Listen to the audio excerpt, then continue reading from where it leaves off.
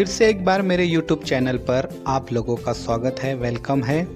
आप मेरे YouTube channel teach online को सब्सक्राइब कीजिए और बेल आइकन को प्रेस कीजिए ताकि आपको मेरी नई वीडियोस की अपडेट मिलती रहे।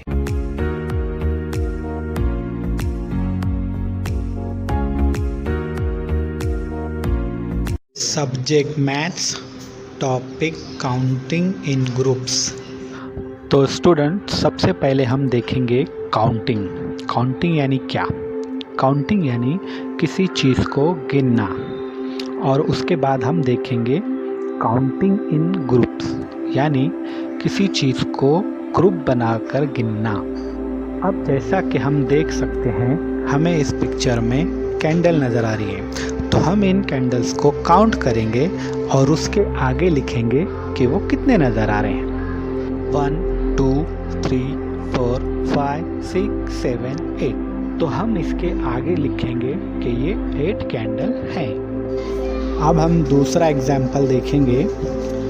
पिक्चर में आपको स्ट्रॉबेरीज नज़र आ रही हैं, तो हम ये स्ट्रॉबेरीज को गिनेंगे और उसके आगे भी लिखेंगे कि वो कितने हमें दिखाई दे रहे हैं। तो इन्हें हमें काउंट करने पर पता चला कि ये 24 स्ट्रॉबेरीज हैं। अब हम काउंटिंग इन ग्रुप्स की एग्जाम्पल देखेंगे कि वो किस तरह से काउंट की जाती है।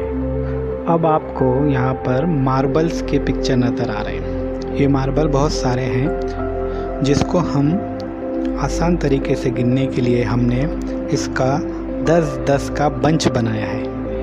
तो 10 के एक बंच को हम 110 कहेंगे, 2 बंच को 210 कहेंगे, और बाकी के जो बचे तीसरे पिक्चर में मार्बल्स हैं उसको काउंट करेंगे 1 2 3 4 5। तो इस तरह से ये पूरे टोटल 25 मार्बल्स होंगे। तो हम इसको दिखाएंगे 2 10s 5 यूनिट, इस तरह। ठीक है। अब ऊपर की पिक्चर्स में आपको बलून के पिक्चर्स नज़र आ रहे हैं। हमने आसानी के लिए, उसमें बहुत सारे बलून हैं, लेकिन हमने आसानी के लिए बलून्स को 10-10 बंच में बांट दिया है। और आखिरी जो पिक्चर्स है उसमें सिर्फ 3 बलून नज़र आ रहे हैं। तो हम देखेंगे कि एक बंच में 10 है, दूसरे बंच में भी 10 है और तीसरे बंच में भी 10 है। तो इस तरह ये 3 10s हो गए। और ऊपर के जो आखिरी बलून, आखिरी पिक्चर में तो 3 बलून्स हैं, वो मिला के कुल हो गए 33 बलून्स। तो हम उसको इस तरह भी लिख सकते हैं, 310 plus 3 unit is equal to 33 balloons. तो बच्चों, आपको सिंपल काउंटिंग और काउंटिंग इन ग्रुप्स, यानी सादा गिनना, आसानी से गिनना और गिनते वक्त ग्रुप बनाकर उसको टेंस में कन्वर्ट करके गिनना, ये बहुत कुछ हद तक समझ में आया।